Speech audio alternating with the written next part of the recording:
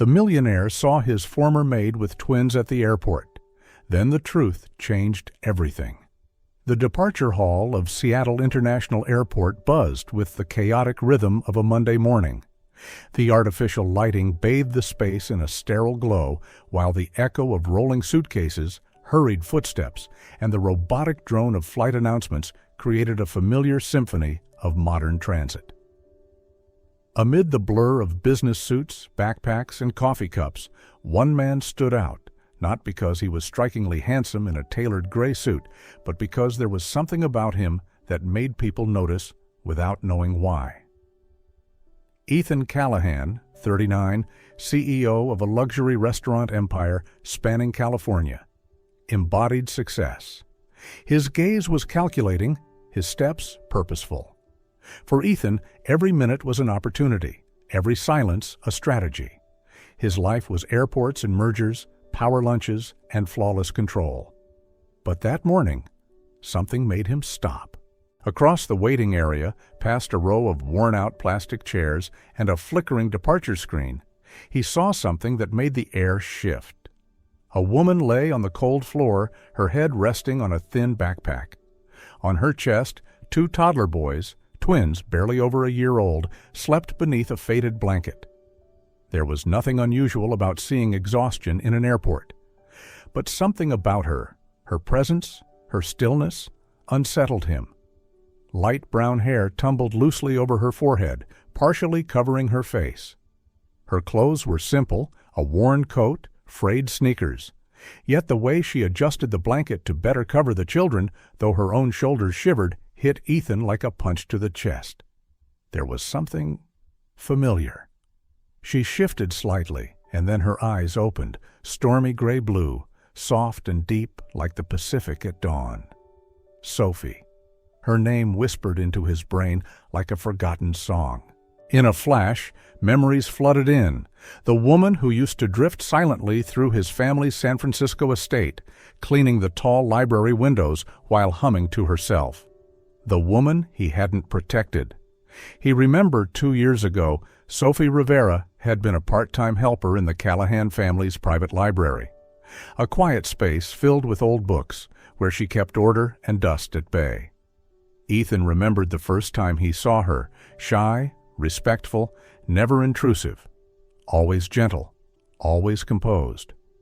And then, one day, his mother, Margaret Callahan, powerful and unyielding, came home early from a vacation. She caught Sophie standing near Ethan in the library, just as he was asking her about an antique poetry book she had found among the stacks. The conversation ended the moment Margaret entered. The accusations began the next. "What kind of girl are you, trying to seduce the heir to the Callahan name?"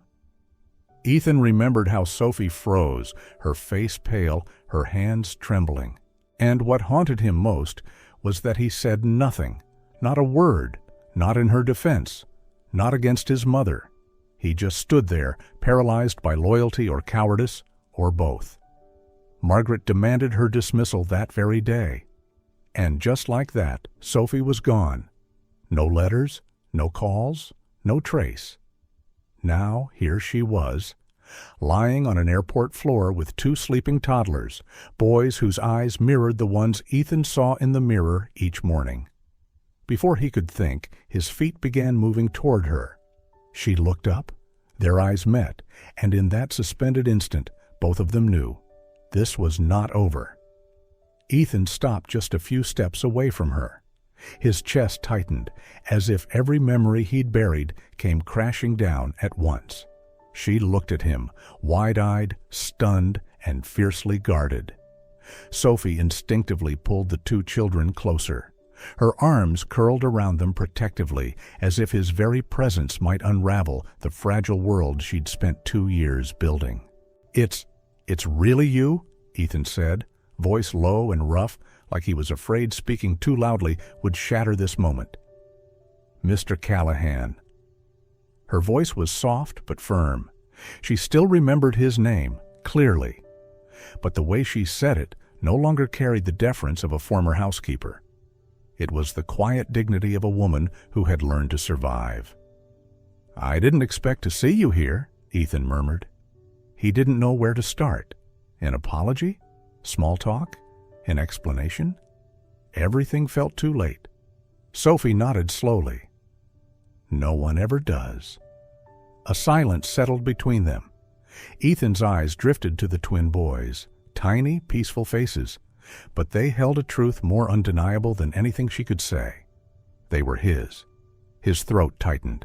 He didn't dare ask, didn't dare assume, but in his bones, he knew.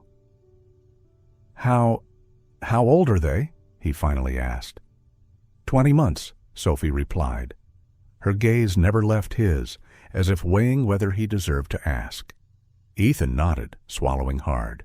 "They look like you." She finished the sentence for him. Her voice held no blame, no warmth, only cold truth, as sharp as the airport's air-conditioned chill. He sat on the bench beside her, keeping distance. "Why didn't you reach out to me?" Sophie gave a soft laugh, but there was no humor in it. "Reach out? For what, Ethan? When your mother threw me out of your home and you said nothing? When I left that night, already carrying life inside me, and the only man who could have stood up for me chose silence." Ethan felt his chest tighten further. Every word was a needle, not because she was cruel, but because she was right. "I'm sorry," he said. Simple, honest, because no other word could contain the weight of his regret. Sophie didn't respond. She glanced down at Chris, the younger twin, resting against her chest. Her fingers gently brushed his hair. "Is there anything I can do?" Ethan asked, almost in a whisper. I want to help." Sophie stared at him, her eyes unreadable. A long silence stretched between them, heavy like fog on a winter sea. Then she looked away, voice low but piercing. "You already did, Ethan, 2 years ago, with your silence." There was no bitterness in her voice, only the sound of an old wound that never quite healed. A week after the unexpected airport encounter, Ethan couldn't shake the image of Sophie curled on the cold floor, holding her sons close. During meetings, investor lunches, even behind the wheel of his sleek Bentley, his mind wandered to somewhere off the map, to the 3 lives he had once walked away from. He tried emailing an old contact of hers. No response. He didn't know if she'd changed her address or simply chose not to answer. In the end, he asked his assistant to discreetly track her flight records from that day. From a few scattered breadcrumbs, he learned she had flown to a small coastal town called Astoria, Oregon, a place he'd seen on travel brochures but never thought he'd visit. Wind up. He canceled everything. Stocks could drop. Deadlines could be missed. But his heart couldn't wait any longer. Astoria welcomed him with salty Pacific air and hills shaded in gray and green. No skyscrapers, no 5-star hotels. Just winding streets lined with cottages, family-run cafes, and weather-worn homes painted in fading blue. Ethan rented an old Jeep from the local airport and drove himself to a modest inn called Coastal Rest, the same name he vaguely remembered from a parcel Sophie once received. "Hi there, I'm Linda, the owner," said a woman in her 50s, warm smile creasing her cheeks. "How long are you planning to stay?" "I'm not sure. A few weeks, maybe." Ethan tried to sound casual, though his pulse was racing. Linda handed over a key. "Only 1 room left, small but quiet. It's in the back, near the garden." He nodded, thanked her, and entered a room no bigger than a walk-in closet. A narrow bed, peeling paint, a shared bathroom down the hall. No air conditioning, no luxury. But Ethan didn't care. He hadn't come here for comfort. He had come to begin again. The next morning, Ethan sat under the shade of a flowering dogwood, watching the ocean in the distance. That's when he heard it, the unmistakable sound of laughter. He turned around. Sophie. She wore a faded button-up, old jeans, her hair pulled into a messy bun. Liam and Chris ran ahead of her, giggling. She bent down to pick up a fallen toy, not yet seeing him. Ethan stood. "Sophie!" She froze. 1 second, 2. Then their eyes met, and the air seemed to still. "What are you doing here?" she asked, her voice low and cautious. He took a breath. "I came to find you, and them. I can't forget. I can't pretend like none of it happened."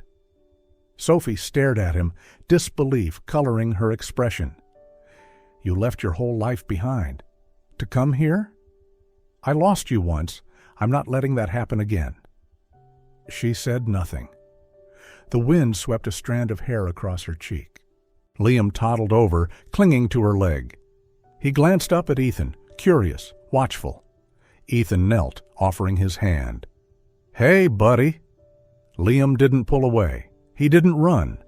He studied Ethan's face for a long moment. Then slowly he placed his tiny fingers into his father's hand. And Ethan knew this was where redemption would begin. That afternoon, Ethan took a quiet walk along the Astoria shoreline, trying to process the whirlwind of emotions inside him. The waves lapped gently at the shore. The salty air and scent of seaweed filled his lungs. That's when he saw him, an elderly man, sun-kissed skin, wearing a worn wool cap, sitting near the water's edge, mending a fishing net. "You're not from around here," the man said, his voice low, warm, and tinged with amusement, as if making conversation, not judgment. Ethan paused, surprised. "What gave me away?" The old man looked up and raised an eyebrow. "Italian leather shoes, on this sand. No one fixes nets in an $800 outfit." Ethan chuckled, for the first time in days. "Fair enough. I'm Ethan." "Jones? Jack Jones?" The man extended a calloused hand. "Been fishing these waters over 40 years. This town lives off fish, but it survives off kindness." Ethan nodded, and without knowing why, sat beside him. "You're here for a woman, aren't you?" Jones asked, eyes still on his net.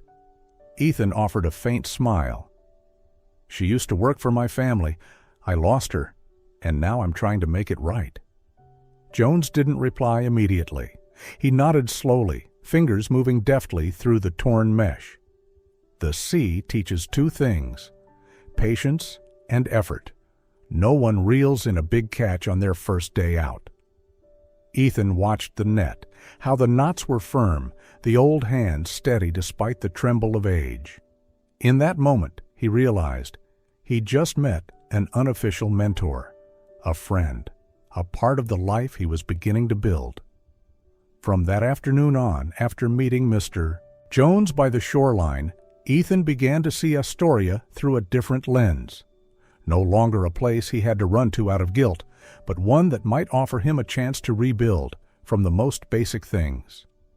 And that old fisherman, with his quiet wisdom and simple words, had unknowingly planted something in Ethan he'd never truly felt before.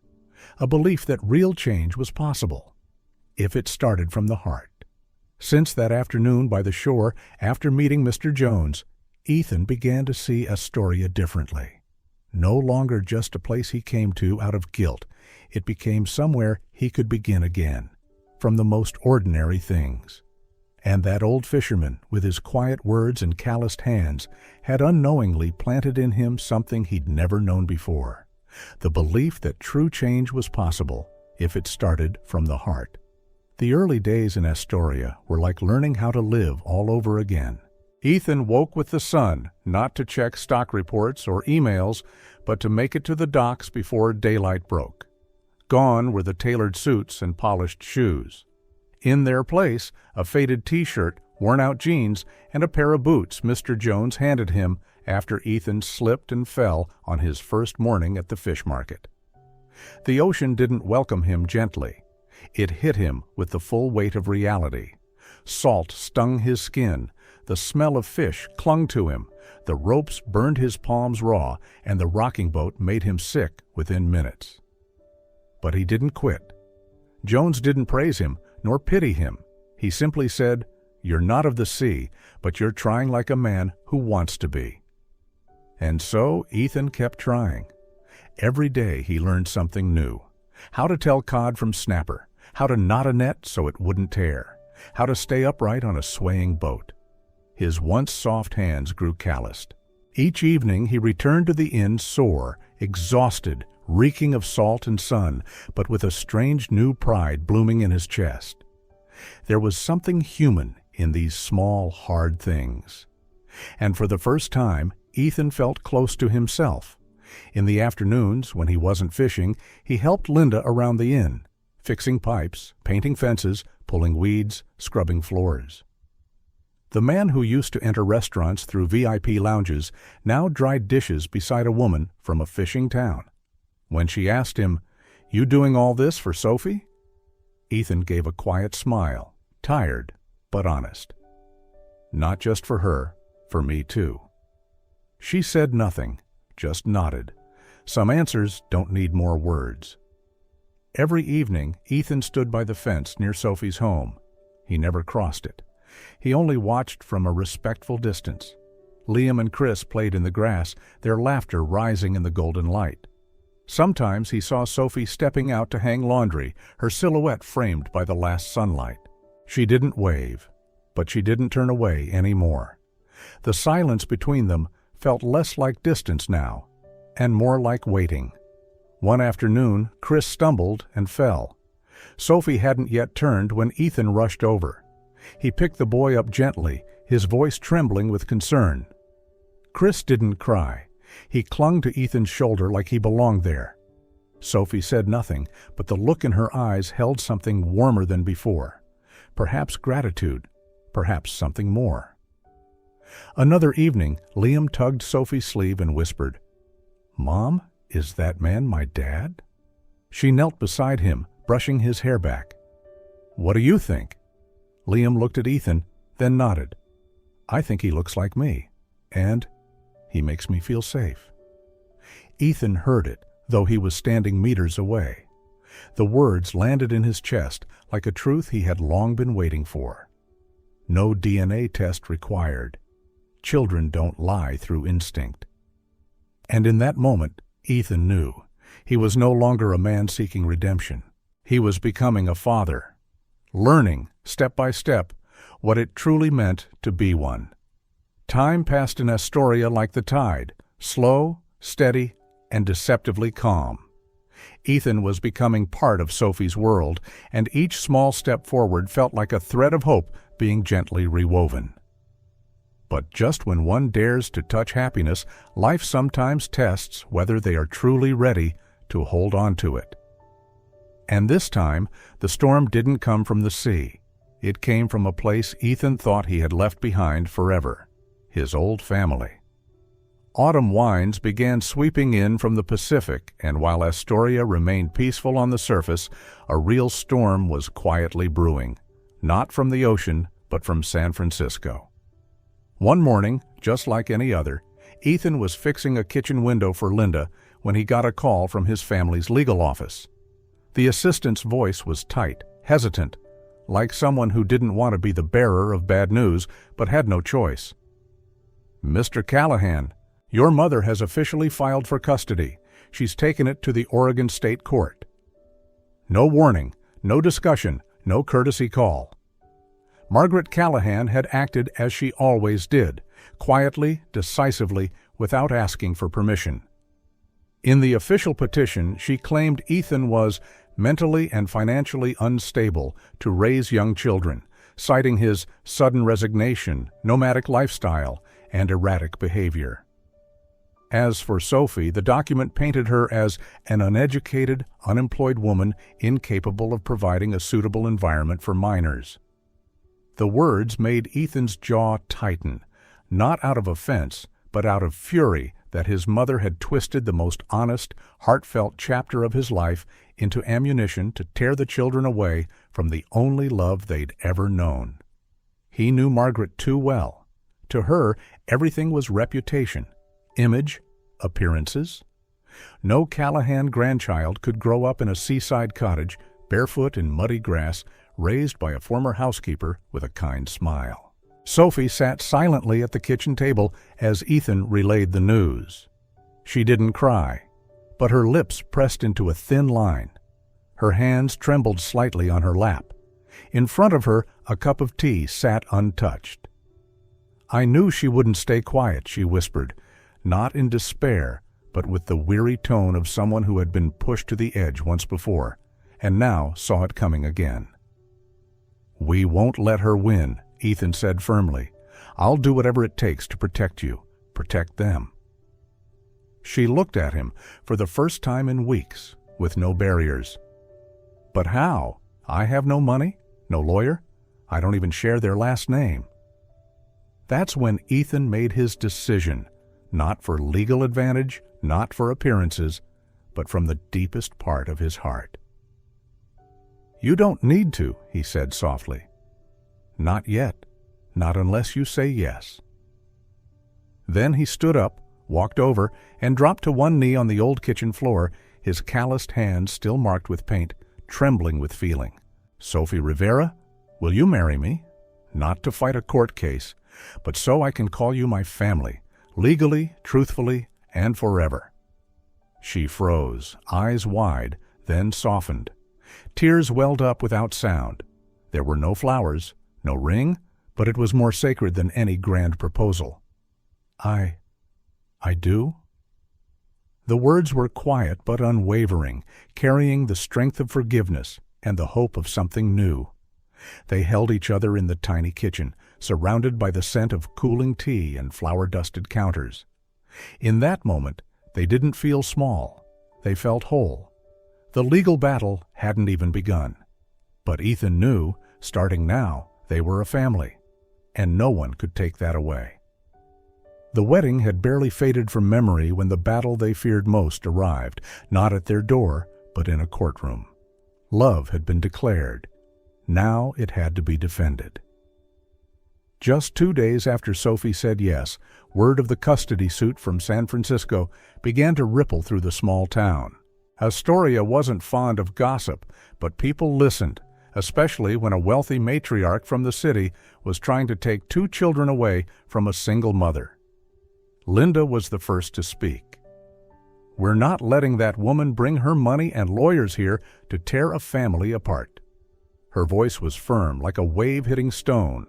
She called on her closest friends, a baker, a carpenter, a same-sex couple raising orphans, and of course, Mr. Jones, who had treated Ethan like a son from the moment he stepped onto the boat. That night, the town gathered in an old seaside cafe.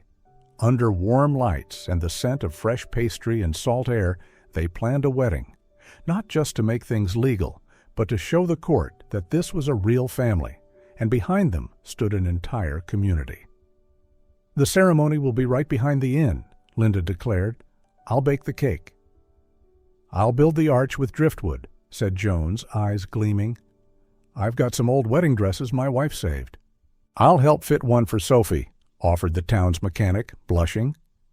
Ethan stood among people who were once strangers, now the very foundation of his new life. He said only one thing: "Thank you, not just for today, but for giving me a home when I thought I had none." The next day the sun was soft, the breeze gentle. The beach behind the inn had been cleaned and dressed in white stones and linen banners. A driftwood arch stood tall, wrapped in wildflowers from nearby fields. It looked imperfect, humble, and completely beautiful. Sophie stepped out in a simple white dress, no veil, no diamonds, just clean fabric, a tied-back waist, and a single sprig of lavender in her braided hair. Her eyes sparkled, not from makeup, but from the 2 boys walking beside her, Liam and Chris, her little ring-bearers. Ethan waited at the end of the path, in the sand, the wind teasing his sleeves. No tuxedo, just a white shirt and dark slacks. Yet he looked like the only man in the world, his eyes never leaving hers, as if time had slowed just for them. The local pastor officiated, no long speeches, no rituals, just a few words, honest and sacred, as Ethan gently took Sophie's hand. "Do you promise to love, protect, and walk beside her, not just today, but every day from here on?" "I do." No hesitation. "Sophie, do you promise to trust, forgive, and love this man, not just for his past, but for the life you'll build together?" "I do." Her voice trembled, but stood strong like the tide. There were no rings, but there were eyes full of meaning. When their lips met beneath the orange sky, the applause that followed was quiet but full, a sound only sincerity can carry. Jones handed Ethan a small gift, a carved wooden keychain with words burned into it. For the man who didn't run away, and the family who waited. Ethan hugged the old man like a father he never had. Sophie embraced Linda, her eyes shining. "Thank you for believing in me, even when I stopped believing in myself." Linda smiled. "Family isn't blood. It's who stands beside you when the storms hit." And in that golden dusk, a modest beach wedding became proof that love doesn't need to be perfect, only real and right on time. 1 week after their seaside wedding, Ethan and Sophie entered the courtroom at the Astoria District Courthouse. No guests, no flowers, no applause. Just a wooden bench, a stern-faced judge, and across the room, Margaret Callahan, poised in a dark designer suit, her face composed like she was stepping into a board meeting. Beside her, 2 high-profile lawyers from San Francisco, thick files in hand and confident eyes, as if this case were already won. And Sophie? She wore a pale blue dress, her fingers laced tightly with Ethan's. No makeup, just steady eyes. Around them stood neighbors, not attorneys, but people who knew their story. Mr. Jones, Linda, the local pastor, the bakery couple. No exhibits, only honesty and heart. The hearing lasted nearly 3 hours. Margaret's legal team tried to frame Ethan and Sophie as unstable, financially, mentally, and environmentally. But one by one, the townspeople took the stand, sharing what they had seen. Ethan up before dawn, working the boats. Sophie caring for the boys with endless patience. A beach wedding witnessed by a whole community. No exaggerations, just truth. When the judge finally read his ruling, the room fell silent. His voice was calm but resolute. Given the emotional stability, direct parental involvement, and demonstrated capacity for care, this court awards full custody of Liam and Chris to their biological parents, Ethan and Sophie Callahan. Petition denied. No applause, no cheers. Just a soft, audible gasp from Sophie as she turned to Ethan and wrapped her arms around him, holding on like she would never let go. Linda wiped a tear. Jones simply nodded, lips pressed together to hold back emotion. As for Margaret, she stood in silence. No words, no drama, just the slow, hollow sound of her heels clicking down the courtroom floor. That day, it wasn't just one family that had been defended. It was a reminder to everyone in that room. Some things can't be bought with influence or wealth. They're protected by something much stronger: true love. By the following spring, what had once been a patch of empty land behind Coastal Rest Inn was transformed into a cozy wooden house with a red tile roof and white painted window frames. Hanging out front was a hand-lettered sign, Sea Breeze Guest House. Sophie designed it. Mr. Jones helped frame it. And Ethan? He dug every inch of foundation with the same calloused hands that now held more than just tools. They held purpose. They had no blueprints, no investors, but they had an idea, patience, and a real family. Each brick laid was a quiet declaration. The past may have hurt, but the future is built one act of hope at a time. The guest house was modest, just 5 rooms, but each carried the scent of salt air, new wood, sunshine, and the sound of children's laughter echoing through open windows. Guests didn't just come to rest. They came to belong. Ethan wasn't just a host. He took visitors fishing, taught them to mend nets, and led morning boat trips. Sophie ran small cooking classes with local seafood and garden herbs. The kids helped set breakfast tables, played harmonica at sunrise, and sometimes led guests to the beach to hunt for seashells. It was simple, and it was everything.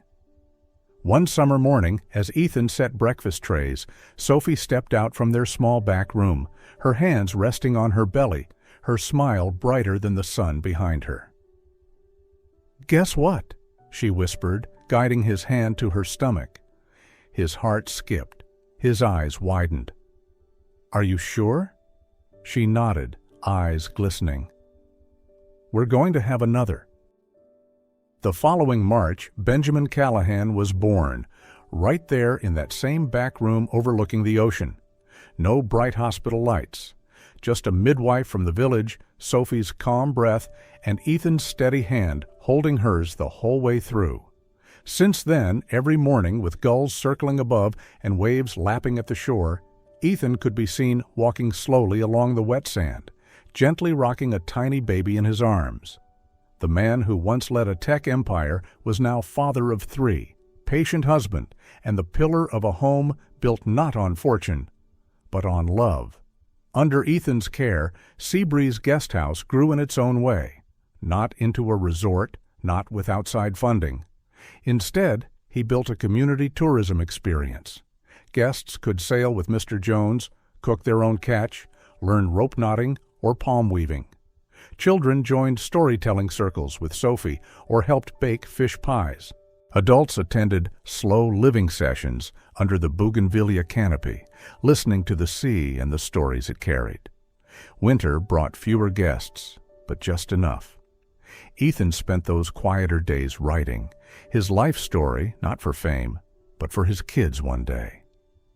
"Sometimes the best things don't come from how far we go," he wrote, "but from having the courage to stay, to face what's ours, and start over."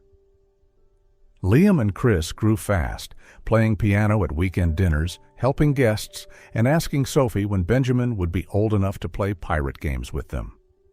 Sophie remained the gentle, resilient soul she'd always been, the woman who never thought she'd have a whole family, yet became the heart of one.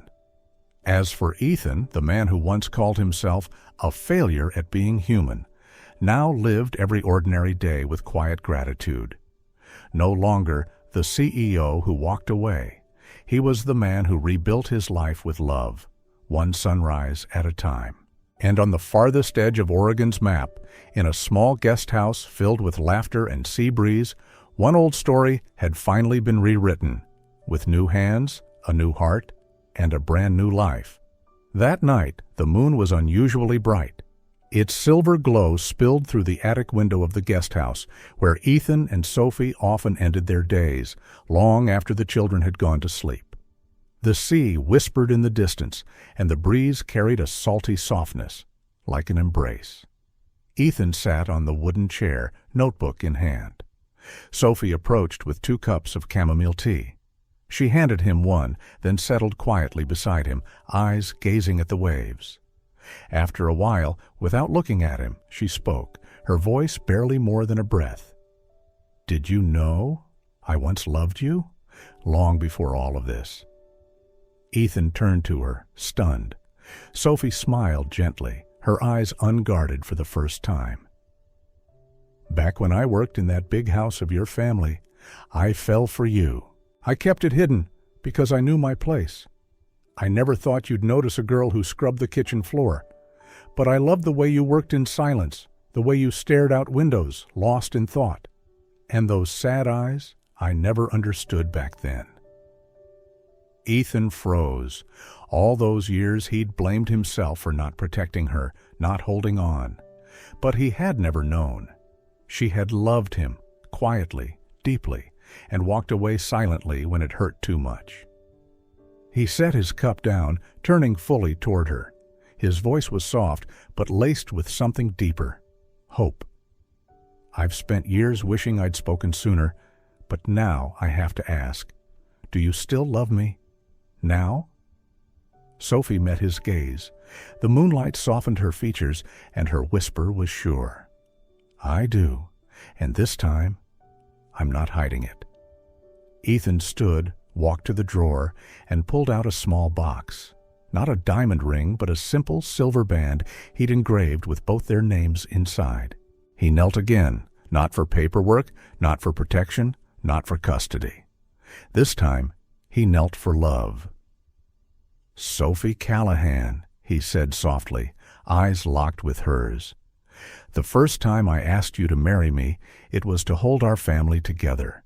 This time, I'm asking to hold your heart, not because I have to, but because I love you, fully, grown, and forever." She didn't speak. She didn't need to. She just leaned forward, nodded, and placed her hand in his. Once again, and this time, for the very first time, their love was finally spoken, and it had no walls left. 1 year later, on a golden afternoon, Ethan sat in an old wooden chair by the sea. The breeze was gentle, carrying the scent of salt and the sound of waves brushing the shore. In front of him, 3 children ran and played under the sunlight. Liam had just built a sand fortress. Chris chased after Benjamin's tiny, wobbly steps, laughter ringing through the air like a song too pure to be written. Ethan watched, smiling, not the smile of triumph, but of peace. He whispered, almost to himself, "Success isn't in contracts, it's in the laughter of my son." Sophie settled beside him, resting her head on his shoulder. She was quiet for a moment, then said softly, "I don't see myself as just a maid anymore. You made me feel like someone worth loving." Ethan took her hand, the same hand that had worked so tirelessly, and held it gently, like the last missing piece finally finding its place. The evening light melted across the sand, wrapping their world in warm gold. Sometimes love doesn't begin with "once upon a time," but with "I'm sorry and I love you."